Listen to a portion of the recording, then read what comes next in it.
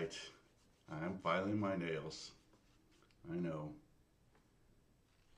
It's part of my job. I haven't used any nail strengthener lately. My nails get too long. I know I'm gonna break them. And they break in the stupidest ways. Remember one time I was putting stuff in, I was going to a gig and I was putting stuff in the trunk of the car and I went to close the trunk and my hand must have been a little wet or the trunk was a little wet and my hand slipped and it went like this and my my ring fingernail broke and I was literally headed to a gig. It was like, are you kidding me? Hey Ollie, hey Sam, what's going on?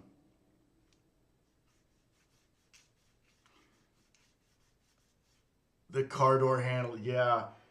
I mean, I've actually seen like really big time classical guitarists that wear like gloves all the time, which I'm like, I can't do that. But I've actually broken my pinky nail off, I think more than once. And the pinky nail is mainly for flamenco stuff. You don't use it in classical guitar. We don't even have a name for it. I think we determined it was the letter C, I think. Isn't that right? We kind of, I think Sam, you helped me there. And for flamenco, you know, we got rasgados that use all four fingers and the thumb, like that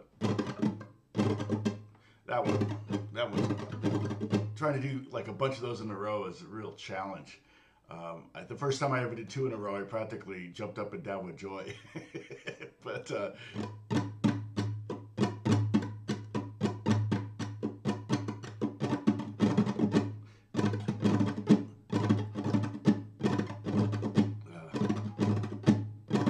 yeah, it's like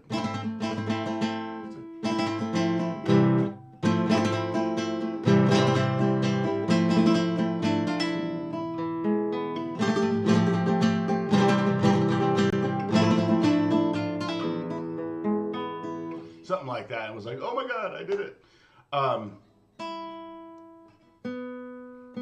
Checking my tuning. Yeah, but I just literally broke off my nail, putting my hand in my blue jeans pocket. Like, just getting my keys out. And I pull my keys out and the nail's just hanging off. I'm like, really? Ugh. Oh, Pepper's here. Hey, Pepper, good to see you. I found a graphic or the scale for, is Bruce here yet? I texted Bruce this morning because I woke up really late. I woke up really late this morning and wasn't feeling good. So I took some Dayquil. I feel like I got a cold. I mean, I got this postnasal drip. I think you can hear it in my voice even a little bit.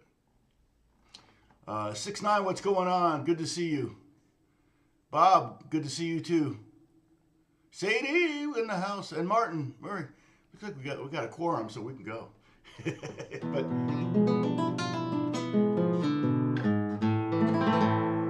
I don't know if you saw the new Paul David's video, but I make a little cameo in it when he's walking around a NAMM show. The two of us are talking for a minute. Oh, that's why. Okay. Oh, is he flying San Francisco trip?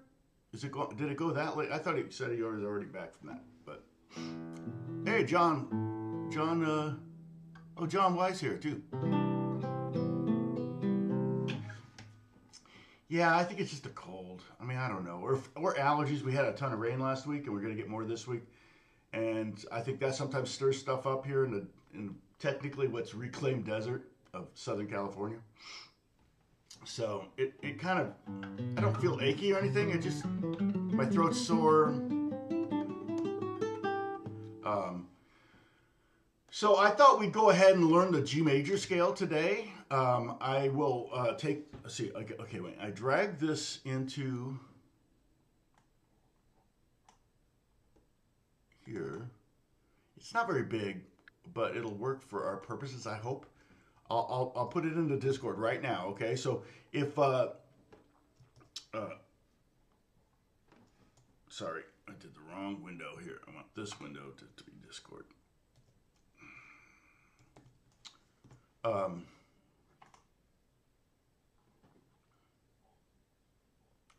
right, guitar, stray lights in here.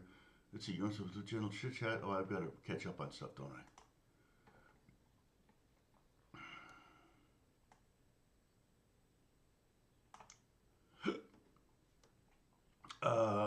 Okay, Tom's PD. There we go. Tom's list PDFs. Okay, let me drag this in there. Again, it's just something you could probably Google and find all of them. That way you all have it. So this one I will make small and put in the corner, and I will drag the G major scale. Let's see how big it is here. It's not too big, so might even be hard to see. Because remember now we got 3 octaves instead of 2 octaves. C was just 2 octaves. I mean, I don't know. You could call that 3 octaves because you hit this C and this C and this C, but it's the space. The in between is only 2 octaves, right? It's like saying if I'm 6 feet tall, that's like saying I'm 3 yards tall. Well, not really. I'm the beginning of the 3rd yard tall. So when somebody says they have a 3 octave range, I want to know what that means. So I would call this 2 octaves, basically, because you're playing, 16 notes, actually 15 notes, right? 1, 2, 3, 4, 5, 6, 7, 8, 9, 10, 11, 12, 13, 14, 15, yeah. So that would tell me that it was 22 notes or 23 notes for 3 octaves. So the G major scale is going to be different ascending than it is descending, all right? And remember, don't be too discouraged if it takes you a long time to get this down, because you're really getting down.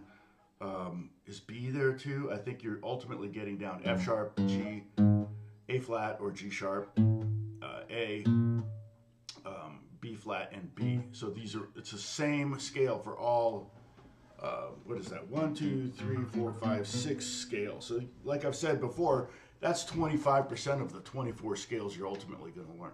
And we're sticking with the majors right now. We'll do the minors next, but the majors, again, probably ultimately we're going to have about, because the C is also, when you learn the C scale, we learn technically D flat, D major, or C sharp, whatever, and then E flat. So you technically learn 4. So you learned 4 24ths, is 1/6 of all the scales when you learn that C major scale. The G major scale has some challenges to it. I can think of 2 challenges that the G major scale is going to present us. One thing, when we do the movement on the strings, on the top string we're going to do it twice. So we actually are doing 2 shifts on 1 string. So that's a bit of a challenge. The second part of the challenge is that we're actually going up beyond the 12th fret, which means generally on most classical guitars, the body's going to get in the way, right? So the technique for that is to actually have your thumb here. And I don't know if I actually need it for the G, because I can pretty much kind of do this and get it. But technically, proper technique is to kind of put your thumb here. So your thumb is normally back here, back here, all right? But it's gonna rotate up to here to get these notes. Now, it's definitely much more important for the key of B. Like if we were to do the key of B,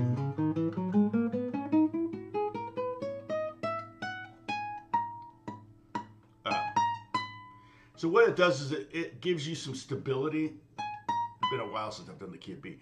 I probably should highlight. Oh, nice. Oh, awesome. Oh, right. Hockey is it? Yeah, we're coming up on the final. No, I don't know anything about hockey. I'm not gonna pretend I know anything about hockey. We probably need to talk about the Super Bowl too.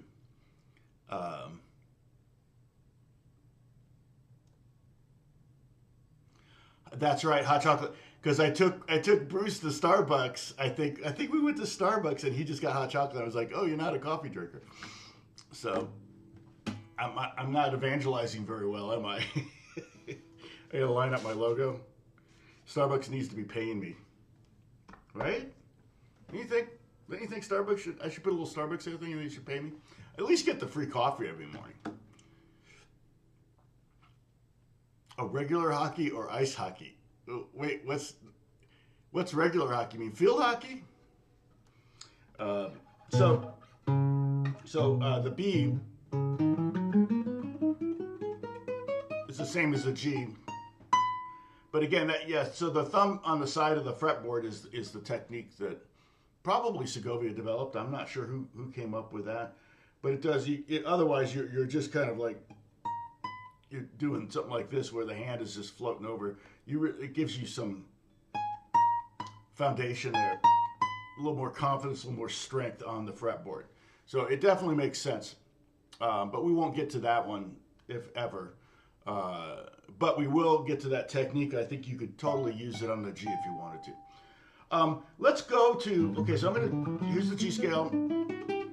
Let's go to the top string and let's practice that section, because again, I particularly do this with classical music, but I'm sure I've done it with everything. I know I've done it with jazz too, but where you take the thing that's the hardest and work that the most, because you may have to do that 1,000 times instead of 100 times just to get it confident. And so, you might be finding, oh, this is easy. This feels like the C scale. And then you get to hear it and you're like, whoa, what are you doing there? So again, we're here. Now we're on the second, the A note. So in the key of G, the root would be G and the second would be A. So we get to the first string and we're on the second, and we're actually into our third octave at this point. We've already done 1 octave, 2 octaves, and now we're starting our third octave right here, okay? So put your first finger on the 5th fret of the first string, and then hit the third finger on the 7th fret, okay? And then shift up to the 8th fret, and that's what you're gonna do there, okay? And that's gonna be, again, first finger and second finger. In fact, the first 6 of the 7 notes here are all just index and ring.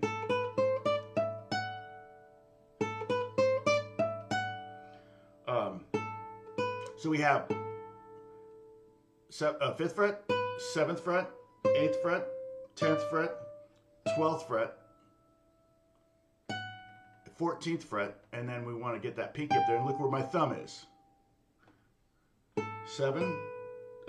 5, 7 shift, 8, 10 shift, 12, 14, 15. Now, extra credit would be not having to look at your hands. That's where I think holding the guitar in a consistent manner, like I've got my footrest here.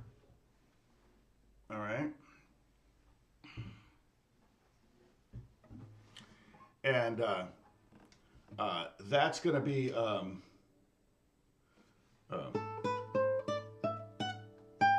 that's going to get my left leg up, and I'm putting the guitar. Now, the only time I really sit this way is when I'm playing classical guitar. Sometimes, if I'm playing electric, sometimes if I'm sitting here a long time, I'll shift how I'm sitting, just because it's, my lower back starts to hurt if I'm working all day.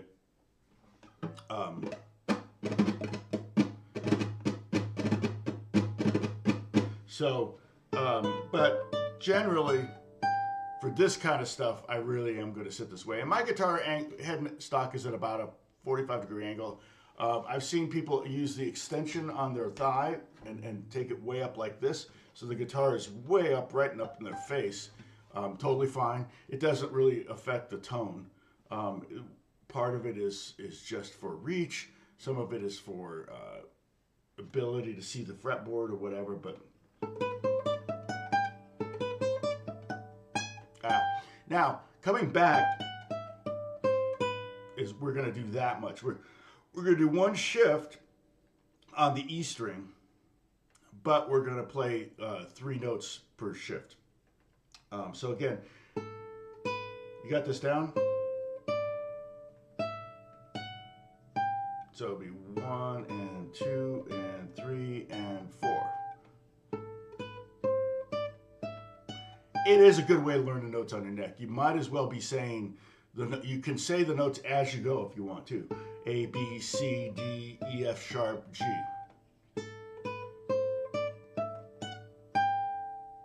Right? And the E string you should pretty much have memorized anyway. Everybody seems to have a problem. I have a problem more with the G string.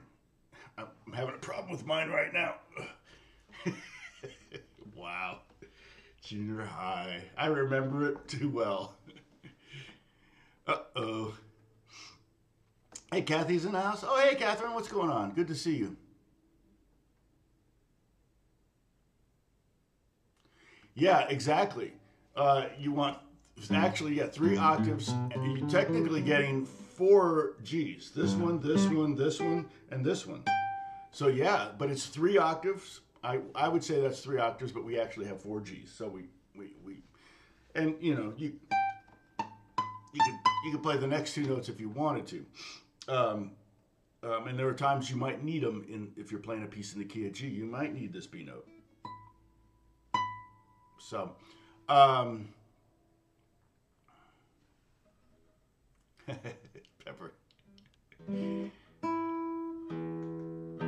All right. I feel like I'm out of tune. Okay. All right, one more time. Here we go. 5, 7 with the index ring. 8, 10. And then 12, 14, 15. And then backwards, we're going to go 15. So we're going down the way we came there, okay? And then we're going to lead with our pinky at the 10th fret, okay? So practice that. We got the G. Oops. Ah, dang, I did it. Oh, it sounds like meow. Meow, meow, meow, meow, meow, meow, meow, meow, meow, meow. Okay, and then we have 8 and 7, which would be the C and the B. Now, Dennis, I don't really use this technique very often on electric. I'm trying to think if I ever have. I mean, I have. Like if I'm just, like if I'm out rocking or something, you know, like.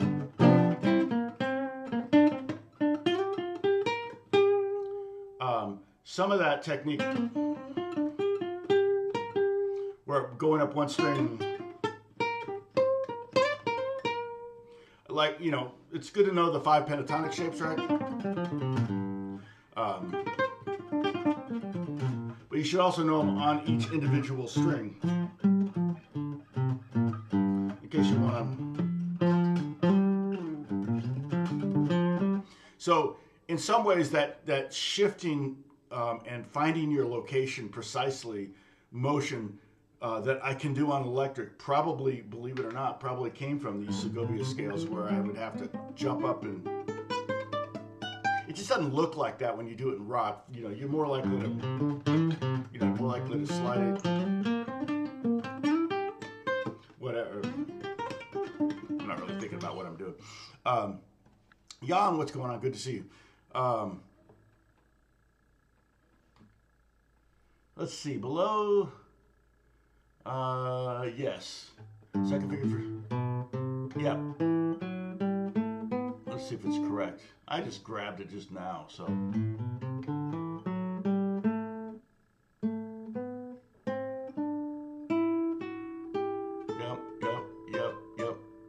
Yep.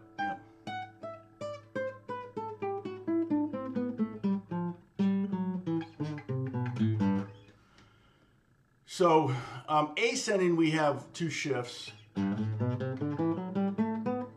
there, and then 2 more shifts there, so 3 shifts technically.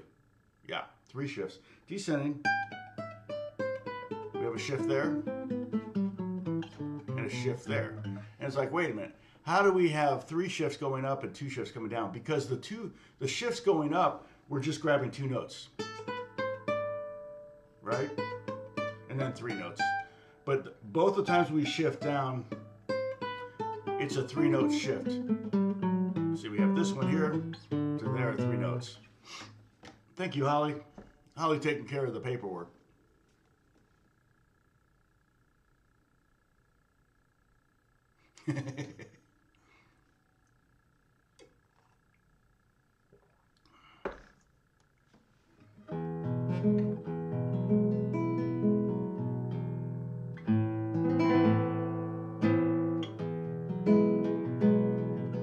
she'll send you used strings.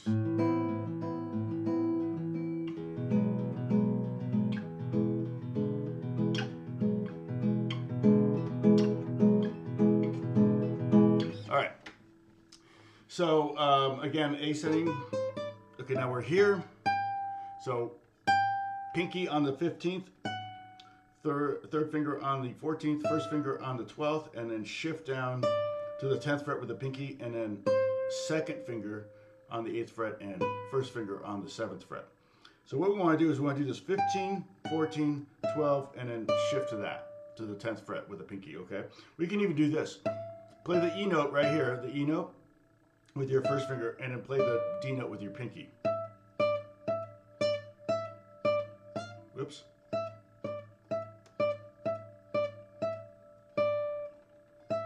And at the moment that you're playing this note, your thumb might still be on the side of the guitar there, and then you can bring the thumb back behind when you go there.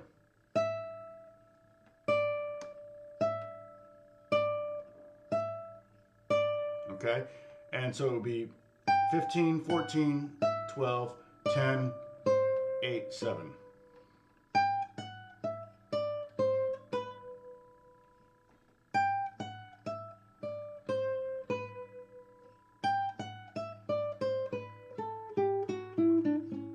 What am I doing?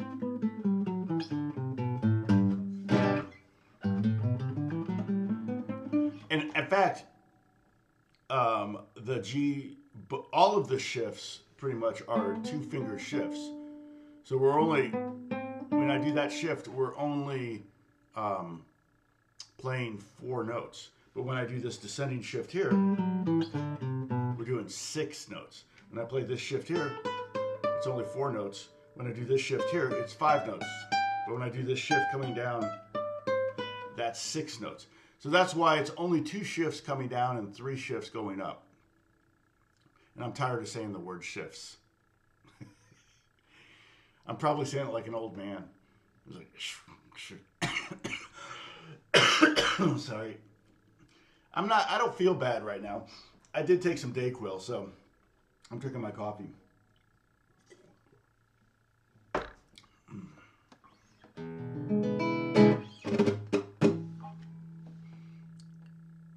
You should say scoot.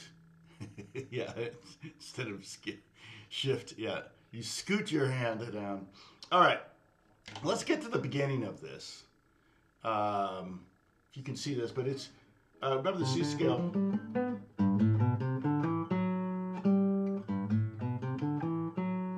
Wait, what is it? There we go. So we're gonna, no, I'm sorry, my brain is off. That's right, okay. There's so many ways you could do it, and you have to trust Segovia that he picked the best way. So when we do the C major scale, we shift right as we get to the root. But on the G major scale, we're going to do the same pattern, except when we get to that octave, we're going to use our pinky. We're not going to shift yet. So it will feel a little weird if you've really been practicing that C scale. But the next string is when we're going to shift on the G string. So shift your G string. All right, let's shift it. All right, so here we go. Ready? Second finger on the bottom string at the 3rd fret, then 4th finger on the 5th fret, and then first finger on the 2nd fret, second finger on the 3rd fret, and then pinky on the 5th fret, first finger on the 2nd fret, 4th fret, and pinky again on the 5th fret. So that would be a full octave right there of G. And that's a great scale. I use that scale all the time. On electric, acoustic, country, bluegrass, doesn't matter. Whatever. So again, it's I'm just going to give you fret numbers. 3, 5, 2, 3, 5, 2, 4, 5. And you can hear all the whole tone, whole, half tone, that thing, whole, whole, half, whole, whole, whole, half. If you want to think about that, the other thing, like Dennis said, it would be a bad idea to think G, A, B, C, D, E, F sharp, G. 1,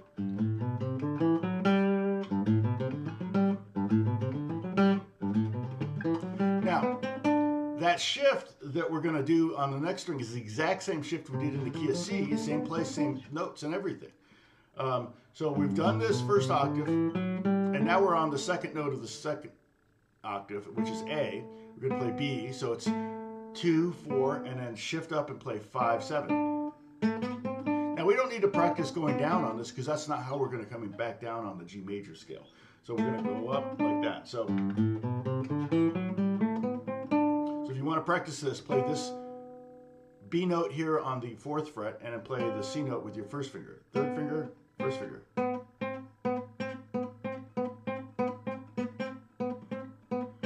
You will only be able to play the scale as fast as that shift happens. And if that's one of the harder parts of the scale, like this part's pretty easy.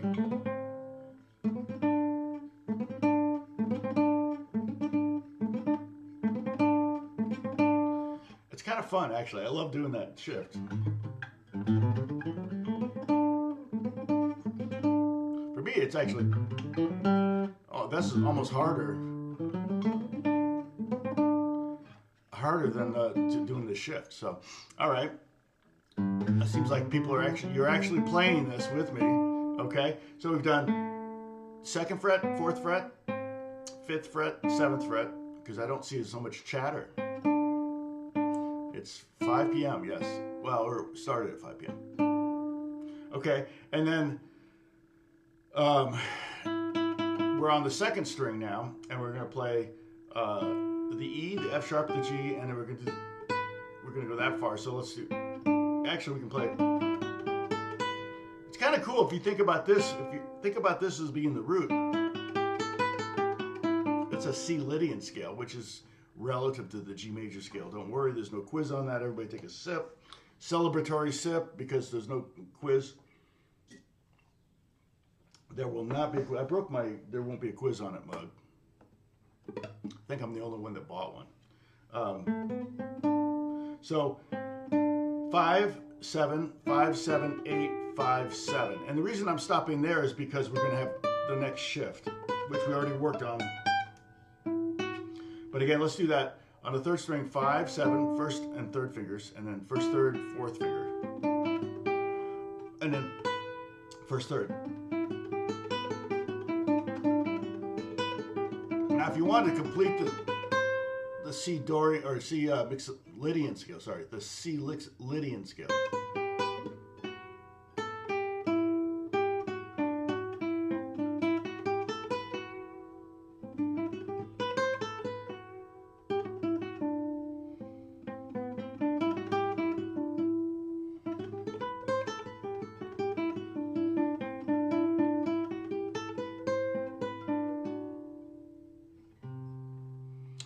It's a beautiful scale.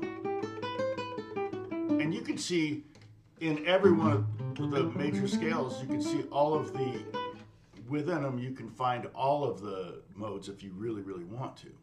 Not a bad idea. Oh, this.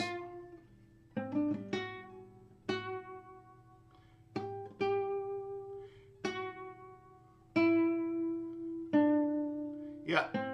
I would call that a vibrato, and I would call this a tremolo. There's more pitch. I don't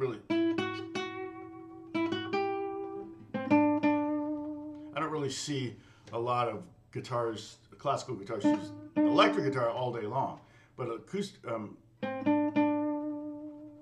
acoustic guitar. I mean, on classical guitar, I don't see this vibrato so much. I see that one. It's much softer and less pitch. It's really more volume that's changing or something. It's less pitchy. Okay, so we've got this little snippet down here, right? C, D, E, F sharp, G, A, B, and then we're going to do our shift. 5, 7, 8, 10, 12, 14, 15. And I'm not even thinking about my right hand. Half the time I'm just using one finger. So you really probably need to go very slow if you're going to start bringing in alternating fingering, which I would suggest pretty early in the process. I mean, you can use your thumb and play every note if you want to try to kind of memorize the scale. But if you go slow enough,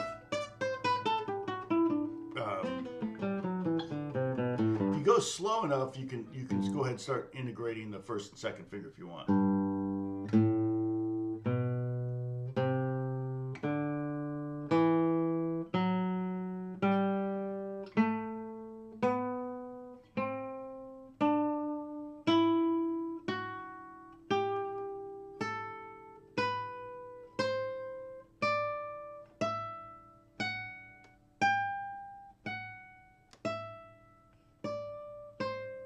And we talked about the descending.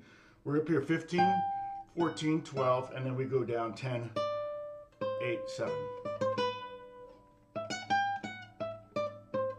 And then here we're going to kind of stay in this range all the way down to the 5th string.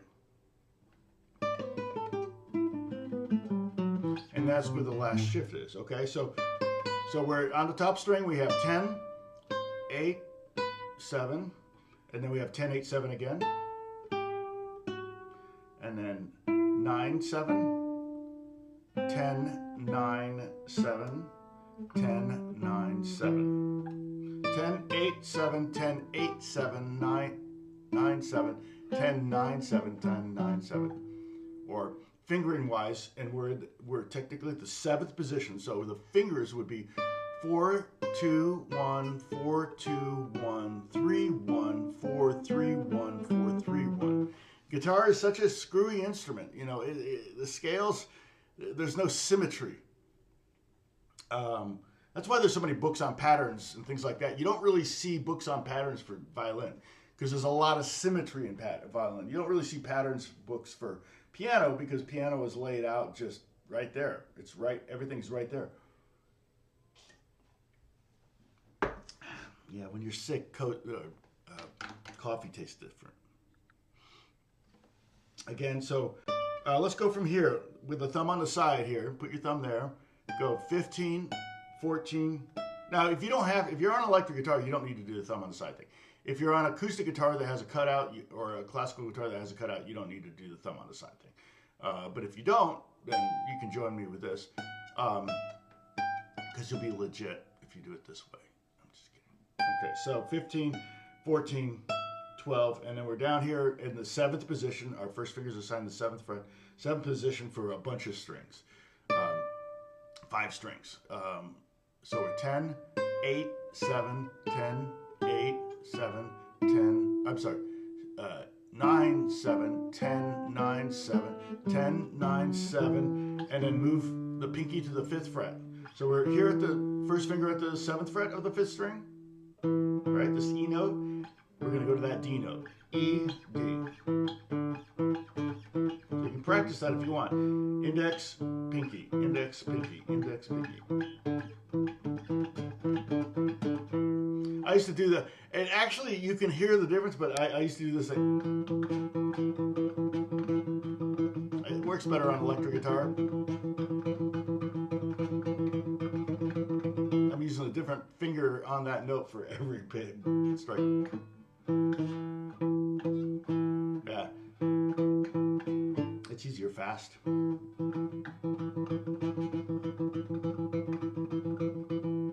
All right, so we got the first finger on the 7th fret, and then we go to the pinky on the 5th fret, and then we're just finishing off right there, okay?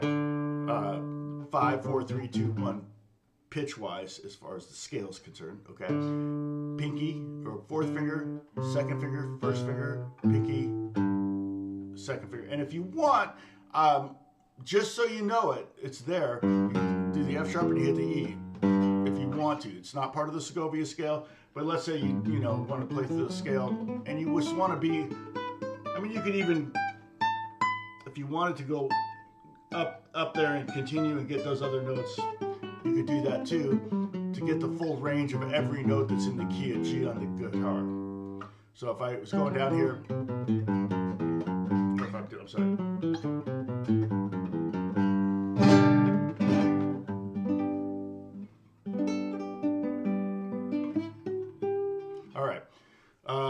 let's try to do one time through really slow, and I'll try.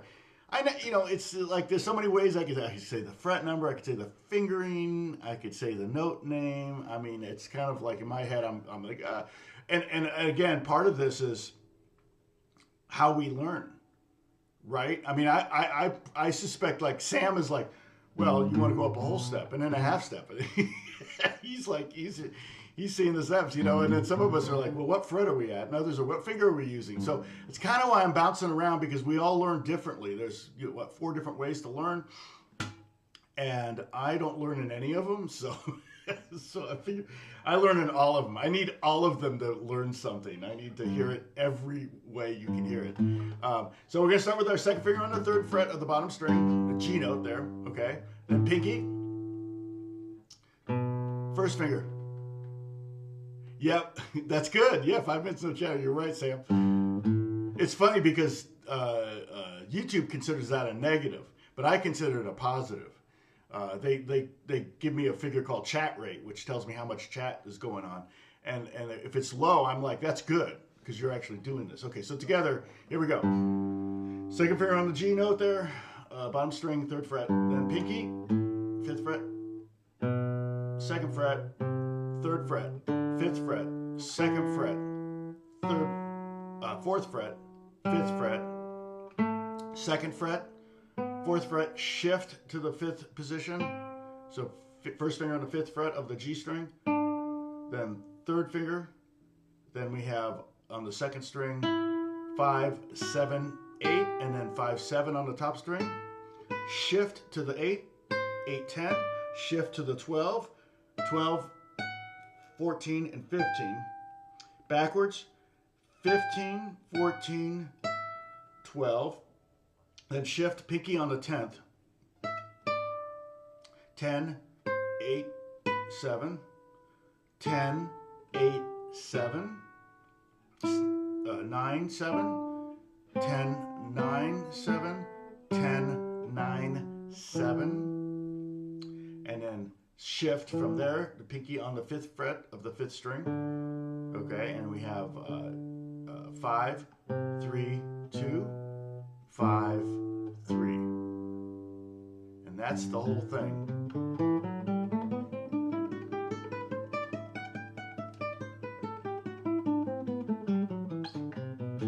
Now, like I said, I don't always have... If I were doing this in A flat, move it up a fret, I'm probably more likely to have my pinky, because now I'm like, even this finger is at past the 12th fret. So all 3 of these fingers are past the 12th fret. If I'm playing G scale, just 2 of the fingers are, so I might not bring my thumb around, so it's do as I say, not as I do kind of thing. But I'm definitely bringing my thumb around. I mean, it's a pretty crazy scale. But like I said, by learning this one scale, this one thing, you are learning 6 of the 24 possible scales. And the same thing's going to happen with the minor scales. It's not like you have to learn 12 different minor scales. It's ultimately, I'm not even sure how many. I have to, probably 5. Same thing with the majors. Probably ultimately 5 different major scales. The E1 has an open E in it, so it's going to be totally unique. F may use the A string.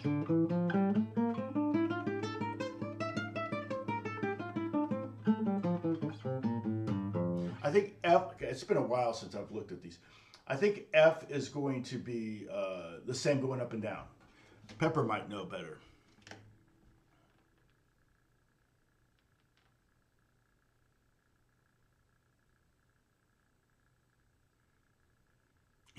I can't moderate, type, and play at the same time. Well, it's all right. You don't need to moderate so much.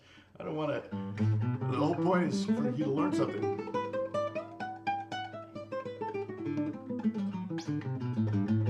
I mean, if you can get it with your, you get it with your eyes closed.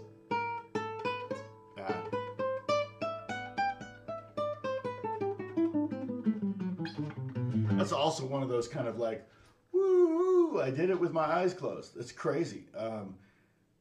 I mean, the real players, and I'm not a real classical player. The real guys can just do it. They don't even think they could be having a conversation and they could be making pancakes and do it. Okay, I'm gonna take a minute break here. All right, we'll just hang out.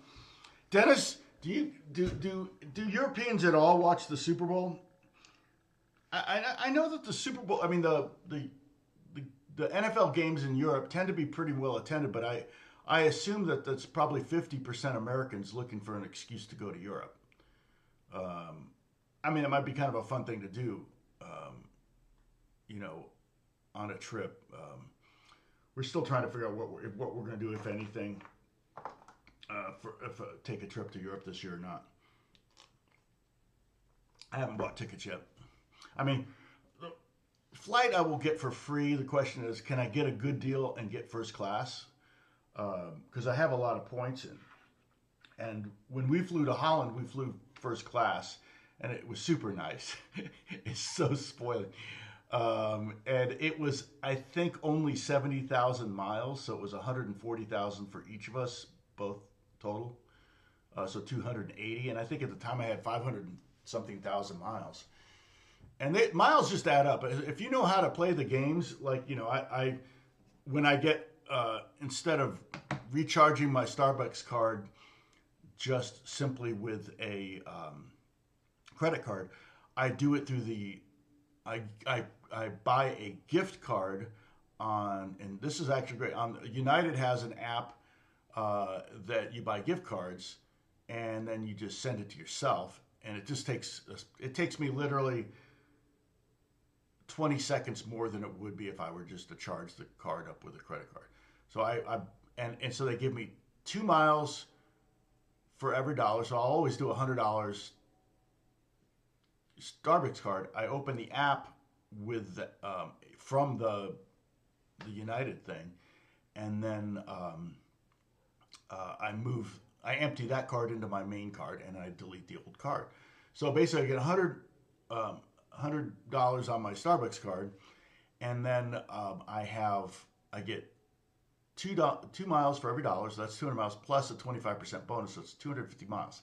Now that doesn't, but I'll do that pretty much every month. So you multiply that times 12 months, you're looking at 3,000 miles. Okay, I mean, it's still not that much, but you do that with, oh, Beth, you're going to TJ Maxx. Okay, here's a $100 TJ Maxx card. Knock yourself out. Well, TJ Maxx may give you 4 miles per dollar spent. So now, and then plus 25%. So now you're looking at 500 miles for that purchase. And so you can play games like that. The other thing was like you could do shopping through it. So like sometimes Macy's is giving you 4 miles per dollar spent. I'm trying to think if there's any gas. I never noticed any gas on it, but I try to spend as little money as possible. I'm pretty cheap. But yeah, so if we can fly, I'm just kind of keep looking, and if I go too long, they're all going to be gone. I don't know if they open up seats. The points guy has some great tips, and I need to read more of those newsletters. They literally send a newsletter every day, and I don't read any of them. But once I snag that flight, now I got to start booking hotels or Airbnbs or making plans. So, London, I know I can get to London pretty much for 40,000 miles each way. So I know that if we don't mind flying coach, I can do London in 40,000 miles, maybe 50,000 miles. So I don't really have to pay for the flight. So that means we stay in a little bit nicer hotels. When we were in Barcelona, we stayed in a beautiful hotel, and then they upgraded us to a suite. So it was really nice. I mean, I think they said, do you want to upgrade for an extra 40 euros a day? And we were there 10 days, and it was like, that was $400 to upgrade to a suite. It was a real good deal. And it was our 30th anniversary. And man, we loved Barcelona. It was great. And we met a lovely couple from Holland there, and then that was part of the reason we flew to Holland, and we ended up having dinner with them. And they're a young couple, a couple of attorneys that work in The Hague, and for the government, and they they basically,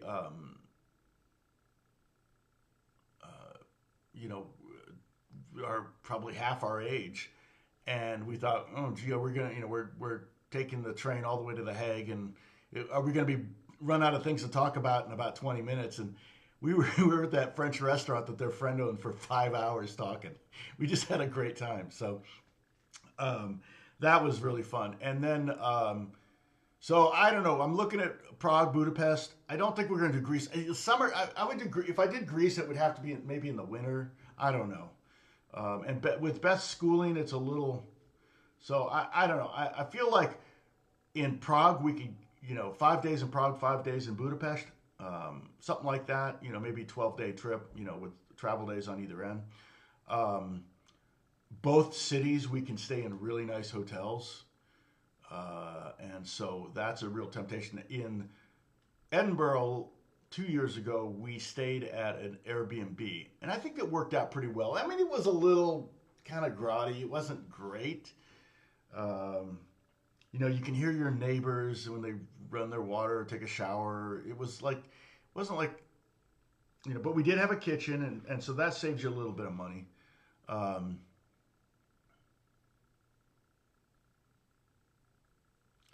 Yeah, no, that's true, Dennis. Well, that's true almost throughout Europe. Um, and I talked to lots of people. We went to a tapas place in Barcelona. We were sitting next to this couple, and we start talking to them, the Dutch couple, and they're ordering too. And she apparently had gone to school in Barcelona for 6 months, so she kind of knew it well. And we talked, and so we ended up Facebooking. I followed them both on Facebook. And then the next day, my father-in-law passed away, suddenly. And so I did a big Facebook post about it because I loved him dearly and big influence. And he raised my wife, and I love her dearly. And so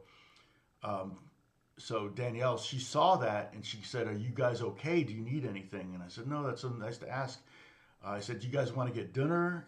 Do you know a place?" And she goes, "Where are you staying at?" Well, I told her where we were staying at the Alma, and she said, "My favorite restaurant is literally right around the corner from the Alma." So I said, "Okay, great. Let's meet there for dinner." And we had a great dinner and talked. And we had had 2 pitchers of sangria. I'd never had sangria before, and it was really good.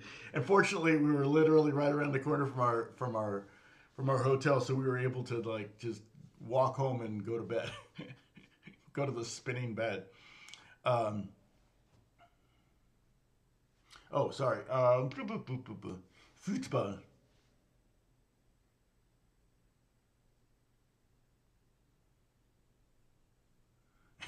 Sam. I sorry, Sam. I agree with you, man. I was like, I know they're trying to get Americans to love football, as it's called all over the world. Um, but yeah,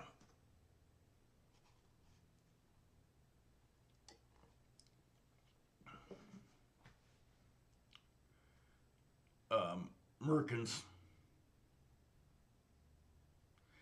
Yeah, yeah, rugby. I never played rugby. I mean, I think my neighborhood friends, we would kind of we didn't know what rugby was, so we kind of made up rugby. It was basically, we played it called something called Smear the Queer.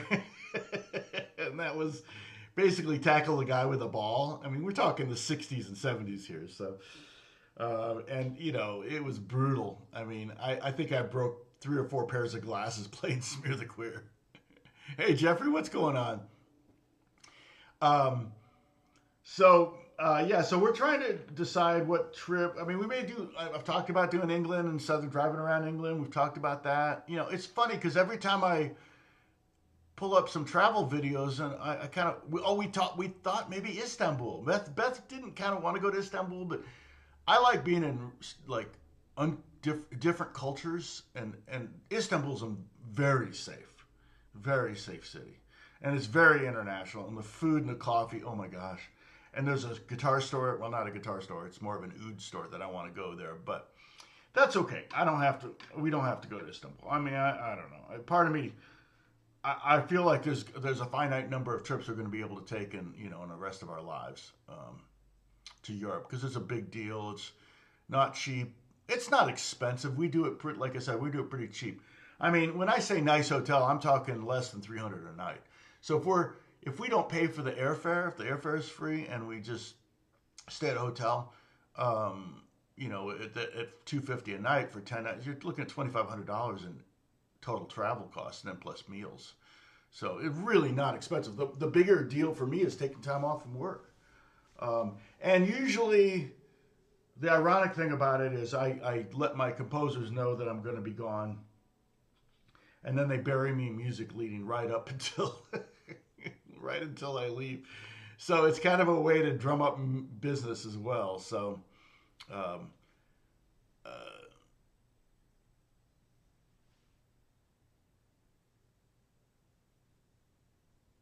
Yeah, no. I would say that as far as fitness goes, Dennis, that soccer probably would be. You almost have to be as fit as a marathon runner because, I mean, what's the average soccer player run in a game? Now, if they're playing defense, they're not crossing the middle line. So they're if the action's happening on the other side of the field, they're just standing around. They're not running the entire time. But the average soccer player runs how much in a game? How many kilometers? You can say kilometers if you want. But yeah, but so I asked the question and I didn't see your reply, Dennis, because I think you're the only European on here right now. Am I wrong here?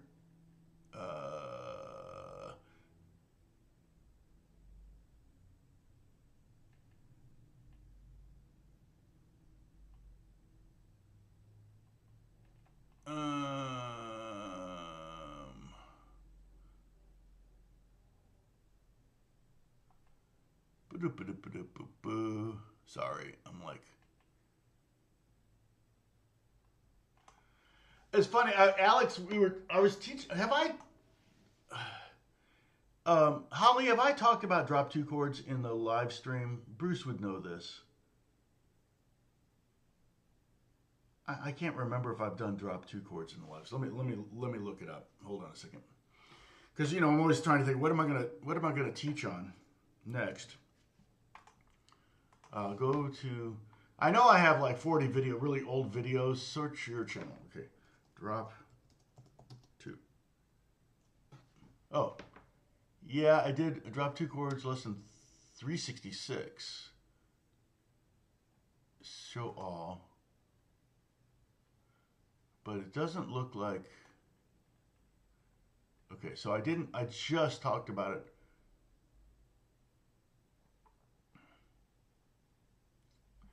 Oh wait, hold on. Live. Yeah, just once. We'll drop two chords. Okay.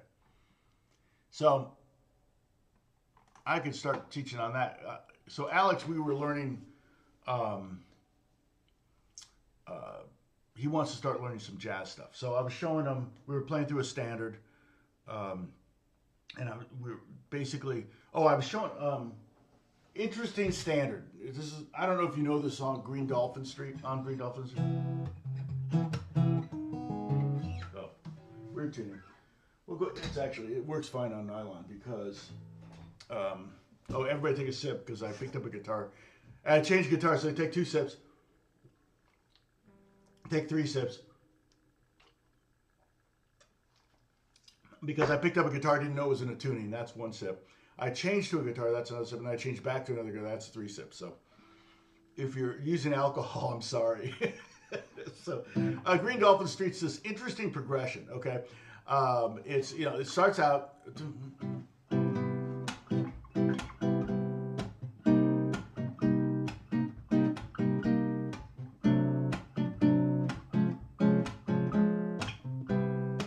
So what's happening there? Well, for one thing, it sounds like Wishing You Were Here by Chicago.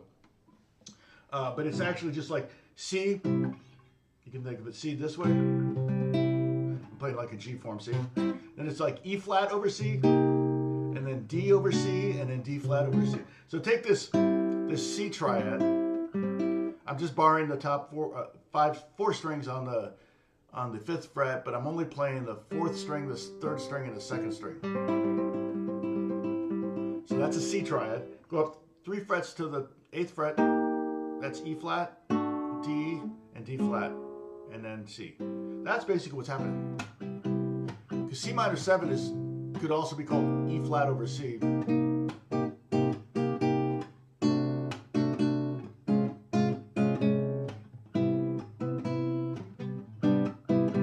And then it goes into this, into swing.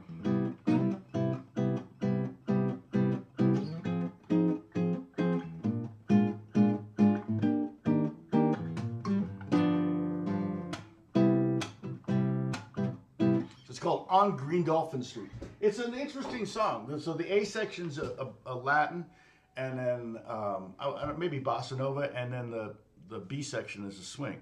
And so when you solo over it, you do those sections and those different. It's constant. The drummer's constantly having to shift what they're doing. May or September the best time to go to Greece. Yeah, so our vacation is probably going to happen in June or July, which is the worst time to. I don't want to go to Europe in July, so I think. Beth will be in Indiana, probably visiting her mom, and then we'll probably go see my daughter sometime in July or something like that. I don't know. It seems like I got a lot I mean, Beth has a spring break, and we don't necessarily need to do anything. I thought about doing something for spring break, but a lot of it's like work related. If work is slow, I don't feel like spending the money. If work is really busy, I don't have the time. Kind of ironic, but I don't know if that's ironic, but. Anyway, the Super Bowl. So, between 9 and 12 kilometers in a 90. Yeah, that sounds about right. I've heard that number. NFL, yeah, totally different. Every position is incredibly specific. I actually had a young kid here who'd never watched an NFL game. He was from Copenhagen, sorry. I think I'm being all like legit saying Copenhagen, and he lives there, and he goes, no, it's Copenhagen. I'm like, okay, thanks. I'm like Haagen-Dazs. Oh, it's got to be Haagen-Dazs. Oh, Copenhagen. Like, isn't it Copenhagen? So he never watched football, and I was explaining it to him. And football, I don't know how much soccer's like this. And again, sorry, I'm going to delineate football by saying soccer. Sorry, Dennis. I'm only insulting you at this point. So I'm fine with that. You've got broad shoulders.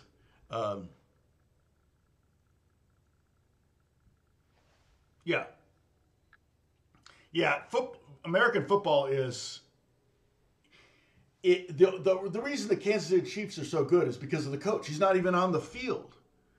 And one of the things that the Chiefs are really good, because they got behind so quick, so far behind in the first half last night. I didn't even see the game, and I'll tell you why in a little bit. But the reason they got behind, or the problem was, they always are pretty much in every game because their defense is really good. And I'll tell you, Andy Reid is a really good coach, and they will. So, I mean, I've played a little football. And I've played a lot of street football, just in the street with kids, with friends, or in yards and stuff like that. And I knew that, like, if I ran, like, if I'm wide receiver, if I'm someone who's typically going to get thrown the ball, I tell the quarterback, I say, look, I'm just going to run short routes, like 10 in a row, 10 plays in a row. I'm just going to run little button hooks, which means just run 5 yards and turn around and throw me the ball kind of thing. If I do that, if I do 10, this requires patience and planning. If I do 10 in a row, the guy that's playing me, if I'm faster than him, the guy that's guarding me is probably going to start guarding me closer. He's going to give me less space.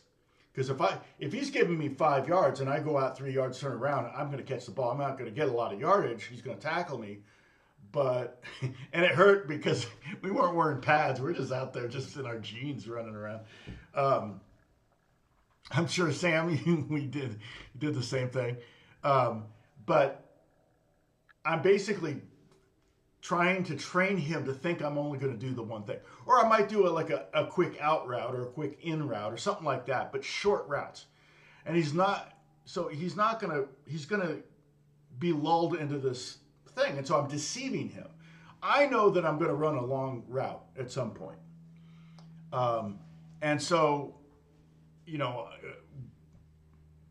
say we're halfway 50-yard line or whatever, and I tell the quarterback, I said, okay, let's go long now because, you know. So I'll run, and then I'll fake like I'm going to do a button hook, and he's going to bite, and then I'm going to run past him, and I'm all alone, and probably a touchdown.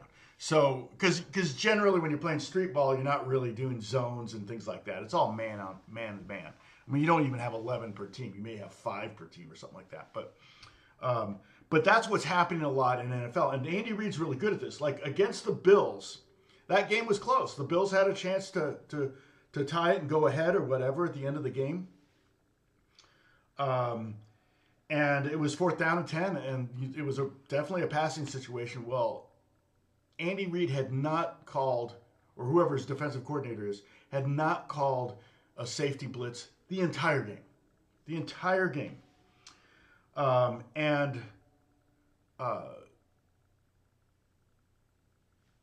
They called a safety blitz on that play, and basically Josh Allen had to just throw it away, and it was the end of the game. That's patience. Now, if you're behind 24-0 at half, that doesn't matter. You can't. All you got to do now is try to stop them and catch up, and they couldn't do either. So it was. Oh no, I've definitely watched some soccer. I know David Beckham, so I actually I watched some of his games, the old games, after I met him. I taught his son Cruz guitar lessons. I came to their house with Victoria and David. We were always there. So, and in fact, it was Victoria that recommended Barcelona because I said, "Hey, where should we go for our 30th anniversary?" And Victoria said, "Oh, you should go to Barcelona." And I think didn't he play for Barcelona or Madrid? And they lived there and they loved Barcelona. So it was great. We had a great time. But I don't hang out with the Beckhams. Don't get me wrong. I haven't seen him since I don't even know where Cruz is. He's sometimes in LA, but we don't really see each other very often. So, but yeah, each position. Sam, like for example, Xavier Worthy's the fastest guy in the NFL, so he's a wide receiver, and so same thing. He caught a couple bombs yesterday, but he'd been doing a lot of short passes. Another thing that I know that the Chiefs do, Mahomes is really good at this, and I hate it. Part of the reason I don't like the Chiefs and I don't like Mahomes, but he does what I call pass interference baiting, and I think at some point, if it had caused if it had been a tie game at the end and that's how the Chiefs won, I think they would change the rules. In fact, if the Chiefs won the Super Bowl, they might have made some rule changes anyway. Because it's not good for a league to have one team dominate. NFL will lose. Part of the reason we didn't watch the game. It's like, I don't want to watch the Chiefs win again. And I'll tell you what Alex and I did. And Alex and I have been watching football all year long. It's like, this is the big game. And it's like, oh, I love that they have to call it big game. Super Bowl, Super Bowl, Super Bowl, Super Bowl. Okay, sue me, NFL. Gosh. You notice that? All the advertising, all the grocery stores, they can't say Super Bowl because it's a trademark. And they'd have to pay the NFL. I'm like, really, NFL? The big game? People that aren't from America are like, what's the big game? Is that like the movie, The Game? Oh, hey, there's Jan. I forgot Jan was here, too.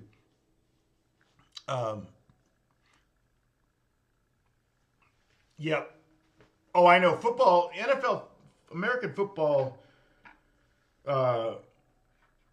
here's the thing, too. Baseball, to me, was really boring until I started seeing the strategy in it. And the same thing's true with soccer. It's like, once you start to see the strategy involved, you realize there's a lot more going on than what you see. Right, Dennis? And this is true with NFL. I think NFL, that's true on an exponential level. Um, and the thing is, like, if you look at the 100 top rated shows in America, 70 of them will be NFL games. And you will have an NFL preseason game that will get higher ratings than a Major League Baseball championship game, like a pennant, the ALS. What am I thinking of? American League Championship. Yeah, whatever it is. Um, so, but one of the things so the passive interference baiting thing that Mahomes is really good at. So he throws rockets. Okay, so he's throwing passes after passes. They're just like bullets. Say they're down, 20-17, and they either need to come back and tie or score. They've been doing bullets and they're running out of time. And he does what I call a baiting pass. And what he does is he gets someone who's got usually a safety over the top or somebody over the top. It's a long pass, usually 20, 30 yards, and somebody's playing deep because it's the end of the game and they know they got to get a long play to catch up. And Mahomes will change the pace of the ball. So the ball doesn't get to the receiver at the same rate that it has the entire game. It's insane. He's a great quarterback. Don't get me wrong. But so he takes a little bit of speed off of it. Well, what happens? Well, that over-the-top safety that's trying to prevent the long ball will come in to defend that pass, and he'll hit the receiver before the ball gets there, and it's boom. It's a point of infraction penalty, which means that's where they get the ball at that point. If it's a 30 yards down the field, it's a 30-yard penalty. So then Kansas City now has the ball at the 17-yard line, and you're like, really? They're going to tie this game and go to overtime? They did it in the Super Bowl last year. And they did it in the playoffs a couple of years ago. I see them do it all the time. There were so many games that they were so close last year. The Chiefs could have easily been 9-8 last year, or this past year. So you like to watch curling? It's funny. I like to watch curling too. Curling is fascinating, and that's a very northern thing.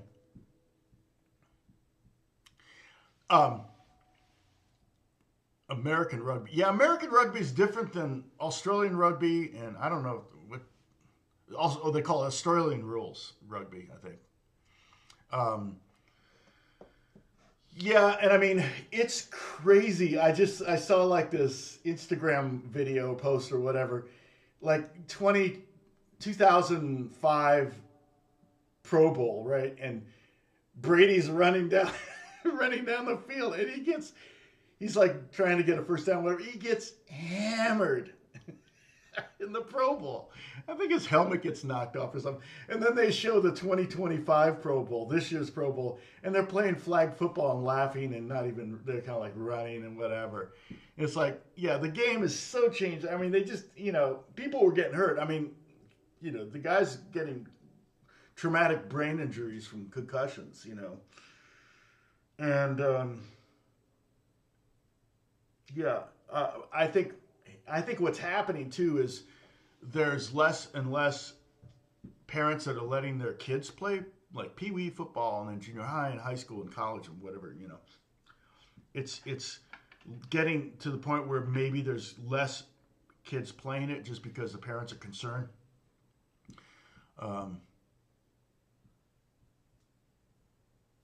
That American game. But yeah, one of the things I've been to many NFL games. Sam, you've probably been to a lot of Michigan games. One of the things I like to do when I'm at a real game is I'll pick a player out and I'll just watch what he does. I like the roles, so like safeties. I love to watch safeties.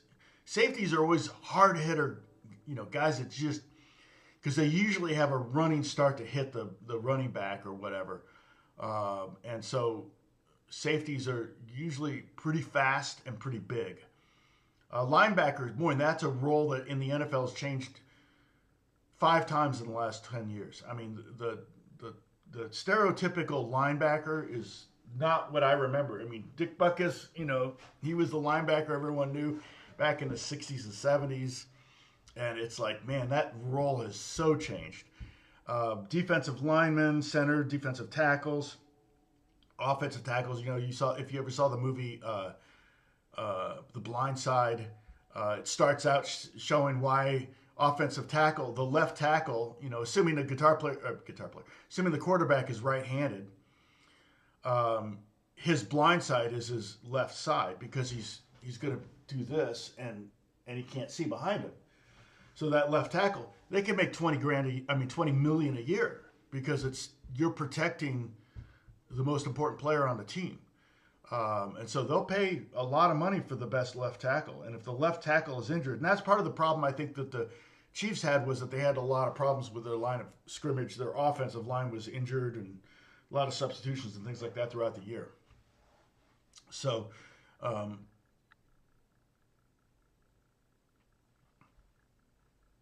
yeah, football is only for kickoffs, punts, extra points, and field goals. But I do think it was named that by people who had no idea that soccer was called football. I mean, football, NFL, American football has been around since turn of the century. Sam, when was American football? Like, was it 1890s or was it 1910s, 1900s? I mean, the first NFL teams that go back, I think the Bears and the Packers go back to the 1910s. Packers, Bears, who would be among those original teams? Yeah, 360 pounds. And John, that was remember the Redskins were the first team to do that. They had what were they called, the Hogs, right? They were the first team, I think, to have an offensive line average over 300 pounds. So, yeah, I mean, you're just not gonna be able to control some 370-pound offensive lineman. And then you got Saquon Barkley behind him, and he didn't really have that good of a game. I think he caught more pass. He got more yards rushing or receiving than he did rushing. He ended up with like 57 yards rushing or something like that. Yeah, no face masks in the early 80s, so you didn't have the face masking penalty. And that's a face masking is a legitimate penalty. That's the other thing I don't like about Mahomes in particular. But he like the other day it was against I think the Bills, where he started to run out of bounds and he kind of slowed up, and the guy that was chasing him ran into him and basically kind of hit him while he was technically out of bounds. But he was going. Mahomes will do that thing where he reaches for the first down. He'll extend the ball out, and guys know that, so they got to stay with him. You can't let him run out of bounds on his own. You got to try to knock him out of bounds before he gets to that first down marker. And it was a 15-yard penalty, and I was like, oh, he slowed down. So I don't know if there'll be any major rule changes this year. Since the Chiefs didn't win, I don't think it will. But for example, when Tiger Woods was winning everything, and I'm not sure if he has a really good fade or a really good draw. He can probably do either seamlessly. But one of the things I think it was a draw. He had an amazing draw. And I'm not even sure. I don't play golf, but I think that's where you can do a hook that you control, and a fade is a slice that you control. So the hook and a slice are bad. Fade and a draw are the same thing, but good. The latter two are intentional. The first two are not. I can do the first two, no problem. And so Tiger was really good. And so they literally redesigned all the golf courses. All the major courses started getting redesigned to have dogleg rights instead of dogleg lefts because Tiger was killing them. They literally would redesign golf courses to beat Tiger Woods. Isn't that crazy? But golf was never more popular when Tiger was winning everything. But it's just like leagues don't tend to like dominant, things like that. And so, yeah, they lowered the pressure in the fourth, obviously. Yeah, they didn't keep the pedals in the metal, but they kept getting field goals. So, And you know, if they've got a 3rd and 1 or a 4th and 1, the Eagles are going to get it every time. PI, pass interference. Yeah. You're not a fan of any motorsports. I grew up in Indianapolis, so I'm a kind of an Indianapolis 500 fan. I generally try to watch it every year. I can now. But when I was a kid, I couldn't watch it. I had to listen to it on the radio. They wouldn't play. ABC played it all over the country, but you couldn't see it in Indianapolis. They'd black it out. And they'd still have 400,000 people there at the race. I think they have seating for something like 200,000 or 250,000. The Indy, you don't realize how big that track is, but they have inside the track they have 2 18-hole golf courses and a museum. That's how big that track is. And it's kind of an interesting oval, right? It's got the short chutes and the turns and everything, the Indy 500. And I was there when Johnny Rutherford was qualifying and was the first racer to average over 200 miles per hour for all 4 laps. People were going crazy. I was sitting up in the stands at the in pit row, so I was right on the main straight. So I was I saw it all right there. Yeah, Daytona's coming up too. Yeah, I just saw that they were re-airing the 1979 Daytona 500, which, like, is that a really famous one? That was the year I graduated high school. So, and then road racing, that's something that's more European than American, but Americans are getting it all totally into. Every big city now has a road race. Call it the stupid bull and one. Okay, so Alex and I didn't watch the Super Bowl because I don't, being a Redskin fan growing up, you don't like the Eagles. The Chiefs have been driving me crazy because they're winning too much. It's kind of like the Patriots. You watch the game and, oh, shoot, the Patriots are going to win another Super Bowl. It was bad for the NFL, but still, NFL doesn't seem to lose any money. They still make money hand over fist. But, the other thing that bothers me is you got people who have never even been I live in California. There are kids that have never been east of the Mississippi and they're Patriots fans. I'm like, why are you Patriots fan? Oh, I love the Patriots. They're my team. I'm like, really? Have you ever been to a game? Oh, well, no. I mean, I've never been to the East Coast. I'm like, well, shoot. I like the Redskins because I grew up in Washington, D.C. And I like the Colts because I went to high school and college in Indianapolis.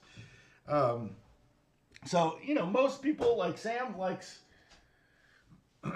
Michigan, University of Michigan, because you live in Ann Arbor or somewhere close, right? Are you pretty close to Ann Arbor? It's this Sunday. Wow. Hail to the Redskins. I know. Shepard jumps in. I know. I miss it. I miss I stopped being a fan of the Red. I can't. The Commodores, Commodores, the Commodes, whatever they are. Yeah. I actually, to be honest, I prefer the Washington football team. Talking about soccer. I thought that was a better name than the Commanders. And somewhere I have a recollection that, like, General Custer's, like, generals, his colonels, all the people under him, they were called the Commanders. That's what I remember. I mean, when I heard the term Commanders, when I would hear that, I would think, well, yeah, Custer's last stand. They killed all those Indians, and then they died. I'm like, wait a minute, you went from the team name that lifts up Native Americans by the Redskins. In fact, the logo was designed by a local tribe, and they give millions of dollars every year to the local tribe. And they changed the name. It's because it had the word skin in it. It's like, if it had been the black skins or the brown skins or the white skins or whatever, they would have had a problem with it too. And like it was a derogatory term, but I'm like, Redskin, there are derogatory terms for Native Americans, but I would not have thought of Redskin as being one of them. In fact, why would you name your team a derogatory term? My understanding, they named the team because of, was it Newt Rock? Who was it that was a big NFL player back in the beginning who was an American Indian? Who was that?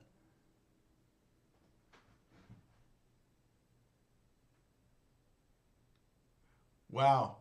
I put my son on the list for the Packers when he was born, and he got 2 tickets when they last expanded when he was 21. Does 2 season tickets? Does he get to keep them? Yeah, that's a hard ticket to get. Used to be Redskin tickets were impossible to get, but then they started losing, and so. 1869, Rutgers. Oh, that's right. Football. Okay. Sam, thank you. Sam was doing some research there. I asked when it was football. So it was the 1800s. It goes way back. I guarantee you when they called it football, they had never heard of soccer. Jim Thorpe. Thank you, Charlie B. Yes. So my understanding is that the Redskins got their name in honor of Jim Thorpe, a Native American. So, I mean, you know, it was like,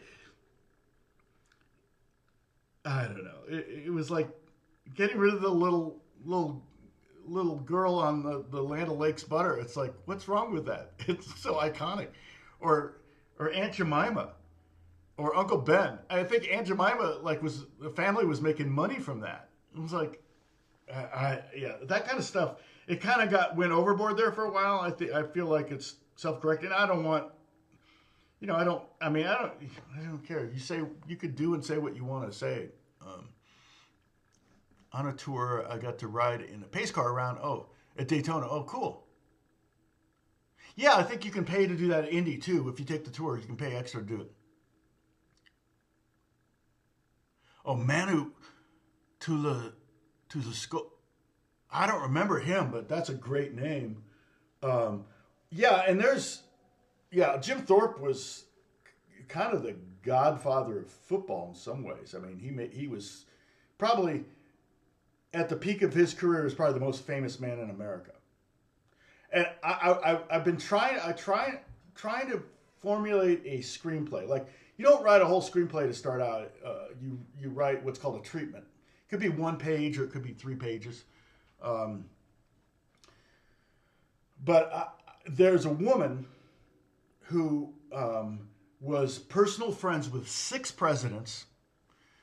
She sang at all of their funerals. She was probably the most famous woman in America for 40 to 50, 60 years of her life. And yet she was completely blind. And I'm not talking about Helen Keller. Because Helen Keller was deaf too. But she wrote over 8,000 hymns. And her name's Fanny Crosby. And if you look her up, she wrote Blessed Assurance. And she wrote the lyrics to Blessed Assurance. The woman who wrote the melody to Blessed Assurance was married to the founder of MetLife and was a millionaire back in the 1800s, which tells you, that was a lot of money back then. And but Fanny Crosby basically took a vow of poverty, and all of her royalties, and there was, she had a lot of royalties, went to the poor, and she lived among the poor. In fact, she was living in New York when one of the plagues hit, and a third of the people in her community died of the plague. And she was born with sight, but when she was 3 years old, I think, in the little town she lived at, I think in Pennsylvania or rural New York, I can't remember now, their doctor, the local doctor, went on vacation, and the visiting doctor, she got sick, and he thought he put a poultice on her eyes, like a cloth with a bunch of stuff on it, and blinded her. So she was actually blinded by a doctor and never resented it. I think she wrote a poem when she was 7 that was basically like, don't be sad for me. I see things that you can't see. It's like, you're 7. Holy cow. So and in fact, she testified before Congress on behalf of blind people, because if someone was blind back when she was younger, they would just institutionalize her. But she learned so much, and she said she proved that people could learn, that they weren't stupid, they were just blind. And so I don't know if she helped found the blind school, but she definitely promoted it. But look up Fanny Crosby. He was sacked, yeah. Yeah, and Philly never blitzed. Yeah, that was yeah. Yeah, that's crazy, Sam. Um, oh, Bruce, good to see you. Big Bird calling me. Take care. Okay, Bruce. Um, the uh, yeah, but the problem with trying to write a screenplay about her life, she married a blind man. They had a child who died. I think they only had the one child. I mean, it's a hugely tragic life, but not for her, not from her perspective. Read up about Fanny Crosby, and you'll, it's like, holy cow. How come they haven't made a movie about her? You know, and but the problem is, it's like, you can't make a movie about someone's whole life. It doesn't work. You could do a mini series or a series on that, and that's the form that actually almost people prefer in some ways, especially if you're going to do a story on someone as big as that. Um, but yeah, she wrote. I mean, you probably know "Blessed Assurance." Blessed Assurance. Yeah. Mm-hmm. I mean, all of her hymns were pretty positive, uplifting hymns. It's like a woman who was poor. Everyone around her died of the plague, and her baby died, and her husband was blind, and she was blind, and she was full of joy. And when Christians believe, and I believe this as a Christian, that you basically there are certain gifts of the Spirit that you're given, and one of the gifts, and I really didn't want this gift, and might have had it. I don't know. You can take these like tests that they kind of say, oh, but there's a spiritual gift of poverty, which means money doesn't. You don't need money to live. Like Mother Teresa would have the spiritual gift of poverty. She did not need to live in a big mansion or anything like that. I say that we kind of had it because we lived in an apartment for 32 years. It was a small little place we raised 3 kids in, and it never really bothered us. I mean, it would have been nice to get a house, but we were like, it was the oh, okay. Oh, you're close.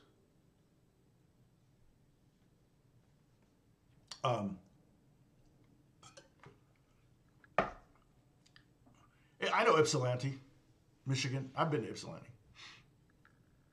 Ypsilanti's that close to Ann Arbor. I always think of Ypsilanti as being up north, but I know I've been to that Ypsilanti. Um,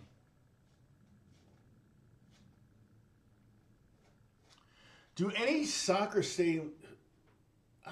100,000. Yeah, Sam, I think so. I think in Brazil, and there might be some that big in Brazil or Colombia or somewhere like that. It seems like there's some big soccer stadiums. But yeah, college football, NFL, they don't like big stadiums. They want because the seats are so expensive. SoFi is like the newest stadium, and it's 60,000 or something like that.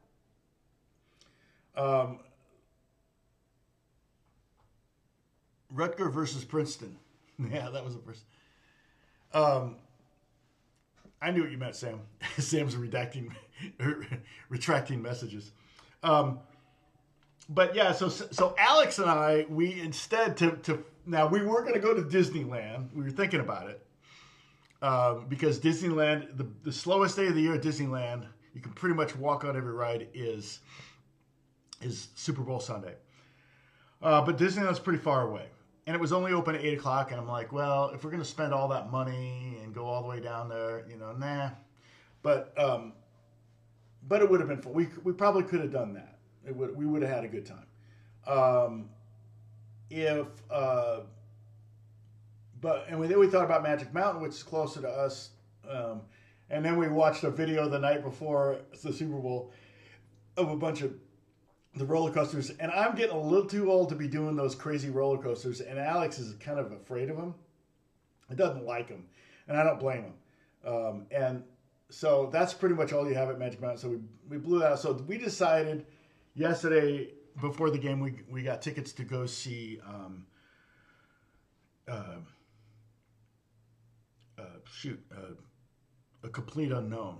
which is Bob Dylan biopic, and it was great. It was really, really good. Timothy, what's his name, did a great job. He sang and played everything live. Everything you hear, all those recordings, everything, that's all him. Now, they might have had mics on him that you couldn't see so they could get a better capture than some of the mics they were using, because some of the mics they were using would have had kind of a more old-fashioned sound to them.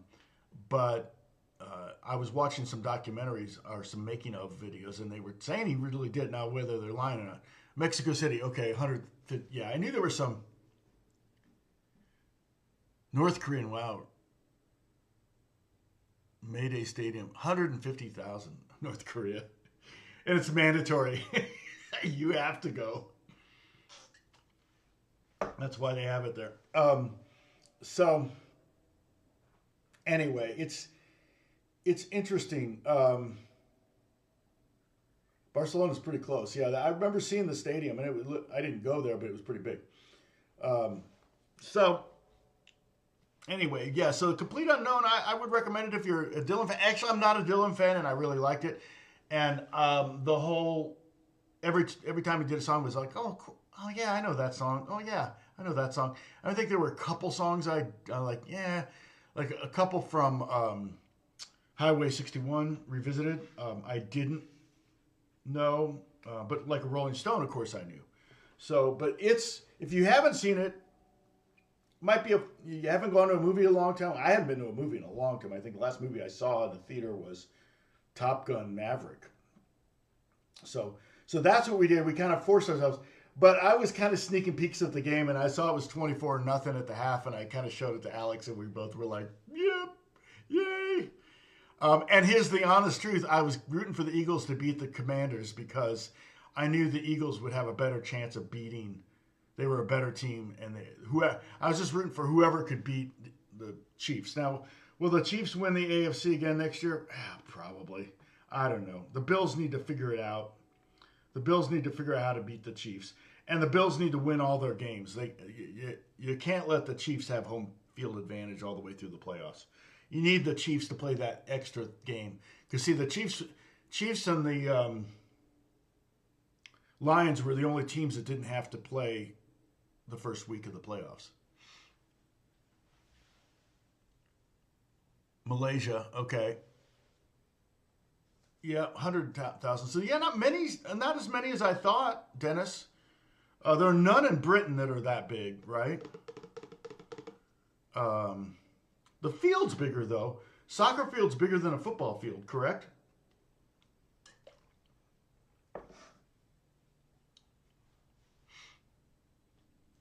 What's interesting, Sam, sorry, we got off on a sidetrack. We did talk about guitar, so if you rewind the video to the beginning, we did the G scale right here. Boom, this thing here.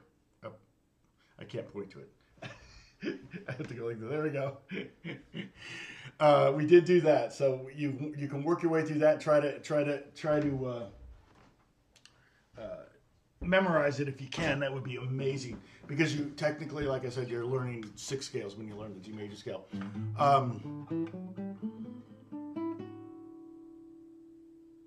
Wait. Yeah. I'm trying to talk and do it at the same time. Not that easy. Yes. What's interesting,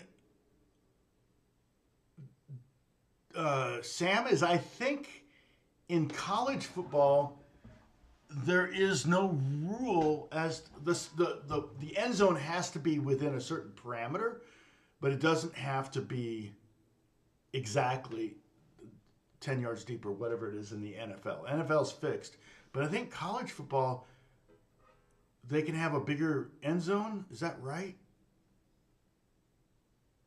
Yeah, or even the sideline, the side to side, the width of the field can be different in college. Like some colleges can have smaller ones and some colleges can have bigger ones.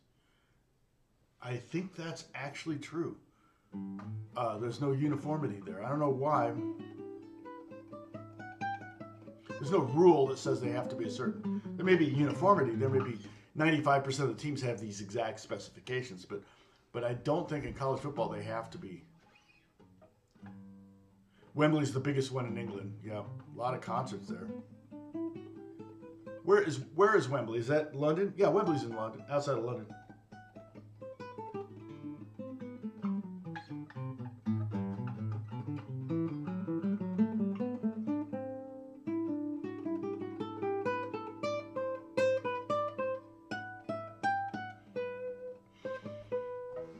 Um,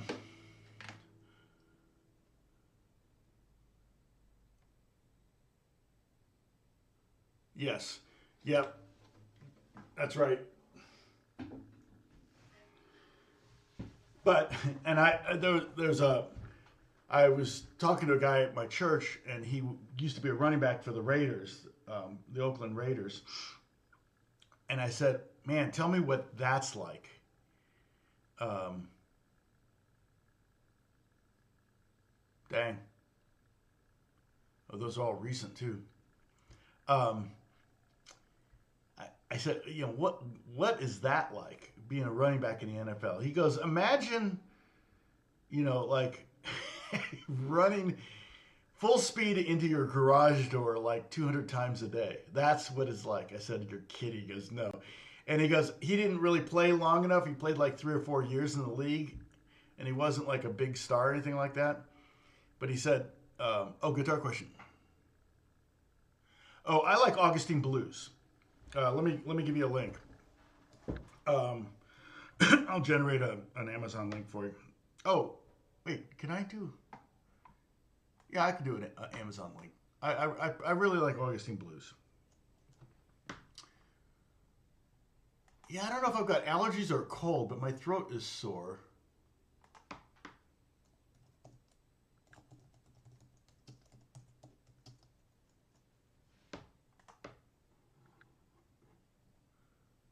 Yeah, so this is basically the one I get.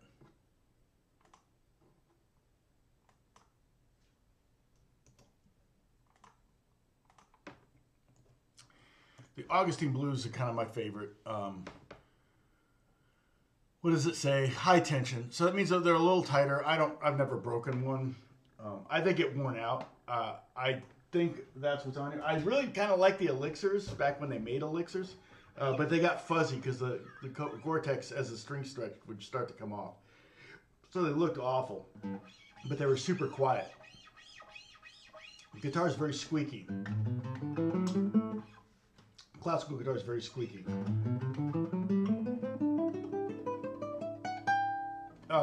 And so yeah. Yeah, it's true, Gary. Although Barkley kind of is outliving his, the typical longevity, and the NFL has changed. It's amazing how it really has become. It was a passing league just a couple of years ago. It's much more of a running league now. I mean, the teams that, even the Chiefs were, the Chiefs was did Mahomes even make top 10 in passing yards? They got Pacheco, who's just a brutal runner. I mean, Pacheco, he just doesn't stop. And then Perrine. And then who was the other guy? Oh, they brought back Kamar Hunt, right? Or Kareem Hunt, or Kareem, whatever his name was, Hunt. And Kareem, Pacheco was a lot like Kareem, I felt like. Just really brutal runners. I mean, again, like I said, I really like safeties, but I know safeties would not looking forward to having to tackle to Pacheco. And then it's the same, but Barkley would just run you over. I felt like Pacheco would hurt you. And so, yeah. Yeah, Jacobs. Yeah, I feel like the league is so the running backs. So there'll be more emphasis put on them. You'll probably see running backs going higher in the draft. Typically, running backs wouldn't get drafted in the first round. You're mostly quarterbacks, offensive linemen, defensive ends, and receivers. Game changers and protectors of game changers go high. someone like a running back wasn't perceived that, but with running backs, it's called control, and controlling the line of scrimmage, controlling the game was big with running backs. So yeah, so I feel like that trend was kind of emphasized this year. Who's the great running back that was with Tennessee, the Titans, and with the Titans? I get the Titans and the Jags mixed up. Oh no, it was the Titans, but he's not with them anymore. One of the things I heard an interview with one of the Chiefs players, and I can't remember who it was. It wasn't a big name, or it was a cornerback or somebody, I didn't remember who it was, but he used to be with the Cowboys, and he said the culture was very different between those two teams. He said with the Cowboys, it was all about extracurriculars. There was a lot of outside stuff going on. For example, if Jerry Jones had some friends that wanted to see the team had to like hang out with Jerry Jones's friends or something like that. There were like things that that made for distractions, basically. And when he got to Kansas City, he said if it didn't have anything directly related to winning, they wouldn't do it. They only everything they did had to do with winning. Not photo ops, not, and they still did community service stuff, but that's different. But he said that it was a completely different culture. Now, living in Dallas, living in New York, living in LA, a lot of distractions. Living in Kansas City, yeah, there's probably a few less distractions in Kansas. And my daughter lives in, Derrick Henry, thank you, Charlie. Yeah, he's a great running back, and he's got some longevity.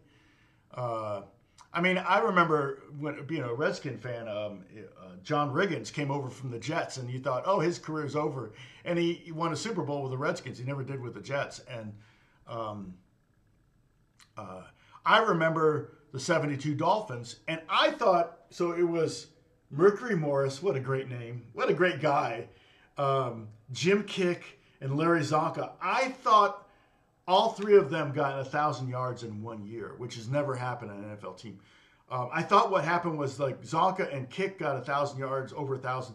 And for some reason I had this story in my head that Mercury Morris had 999 yards rushing at the end of the year. And I don't know if this was 72 or 71, but they literally went back in the game film and found one more yard so all three of them could. And what difference does it make, right? It was legit. If he got 3 1/3 yards on this play and 4 1/3 yards on that play, and they only gave him 3 yards before it, well, there's 2/3 right there. And then if they can find another third somewhere, then boom, there you go. I don't remember. Does anybody remember that? The NCAA record for attendance, the Bristol Speedway was converted for a football game in 2016. Wow. Tennessee and Virginia Tech. For that game, there was almost 157,000 people. That's crazy. Like I said, I think the Indianapolis 500 has seating for like 200,000-300,000. I can't remember. And then you have the infield, which we call, what is it called? The Steak Pit? Yeah, pretty much NC-17 is the Snake Pit is NC-17. Let's just put it that way. Not a lot of auto racing watching going on in the Snake Pit. At least not when I was young. Not when I was a kid. I didn't go to the Snake Pit. I went to one Indy 500, and that was 1972. And Mark Donahue won, I think. And Sweet Savage hit the fourth turn wall, and this would have been Memorial Weekend, and I was getting my hair cut on my birthday, July 10th, and he died in the hospital of fire. So he lived like 6 weeks after burning his whole body. It was bad. And I really like Sweet Savage. He had a car that had like a plexiglass front on one of his years, and it was kind of cool. It was like nobody had, you could see through it. It was kind of cool.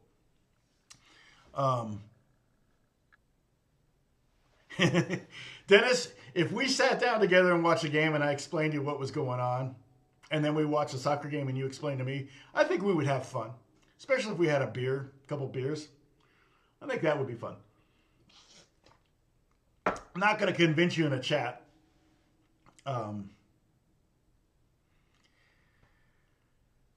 Yeah, football in America is incredibly popular. I mean, high school games will have 40,000 people at them. So in Texas, the stadiums at my high school stadium was 10,000 people on one side. Just our side was 10,000. My high school stadium. And then the other side was, 3,000 or 4,000, something like that. Beers would help. Yeah, yeah. Yeah, no, totally, Dennis. It would be like one of those things where like, okay, let's, here's, well, maybe not. And then the other thing is, I think having a team, like the people I know who are into soccer, they are really into a team, and it's like their team.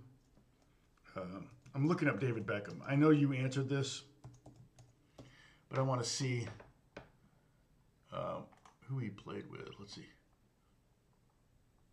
Yeah, they live in Miami some of the year because he owns the team there.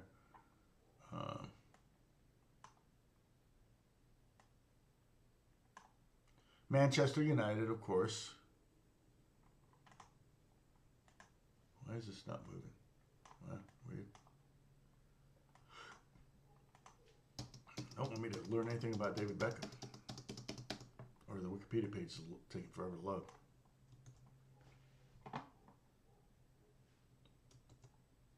Okay. Weird. Okay.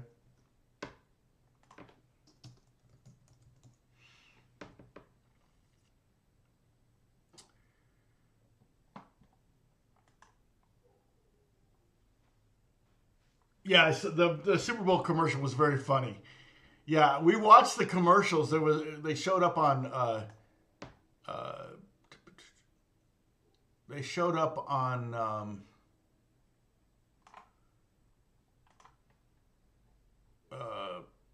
whatchamacallit. Oh, I'm gonna get an ad here. Sorry.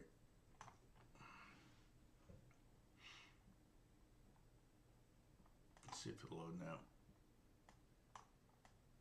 Okay, Manchester United, North End, return to United, first championship.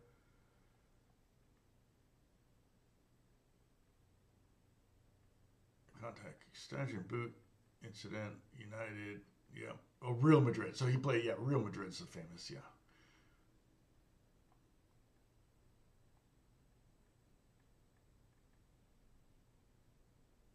Yeah, and then he came to LA and played for the Galaxy and, trying to make soccer popular here in the States. Did it work? I doubt it. So, sorry, we don't have many people. The people are leaving because I'm on the web, searching the interwebs. All right, I should probably get going. Oh, your ankles? Yeah, you gotta have good ankles to play soccer. I have a lot of friends that play soccer on the weekends, or did, when they were younger. Now that we're older, I don't think they do, but yeah, it's a lot of running in soccer. I'm awful at it. Never played it. Played street ball, football when I was a kid. Really couldn't play baseball because, I'm blind on my left eye, so I have no depth perception. So, in basketball, same kind of problem. So, all right. I will try to talk more about guitar next week. We just had to talk about the Super Bowl. But yeah, Alex and I didn't watch the game. Watched the highlights last night later, but we went to see a Complete Unknown, which is really good. We really liked it. And Alex wasn't expecting to like it. I'm not a Dylan fan, but I kind of am now. I mean, it was great. So if you haven't seen it, maybe check it out. Timothy did a great job. He actually sang and played everything. You're hearing him live pretty much all those times. Alex said his hands didn't match a couple times, which wouldn't surprise me if they did some fixes or something. But, he had to do, they said he had to do, hundreds of takes of, because they got to get all the angles. Crazy. Knees and hammies are good, but you have a new hip replacement. Yeah, I just can't. Yeah, I mean, I play tennis, so I can run 10 feet really fast. Yep, take it easy, everyone. God bless. Oh, thank you, Sam. Good talking with you all. Sorry we got sidetracked into football and other stuff, but anyway, take care. We'll try to do next Monday. I may be out. I may not be able to do next Monday. So let's talk. We may go to Tuesday. I think Beth is off, and we got plans Monday morning. So I'm right behind you, Sam. So I'll be 64 this year. All right. Thank you, Sadie. Bye, Dennis. Thank you, Dennis. I'll see you guys next week. Maybe Monday. Maybe Tuesday. We'll see.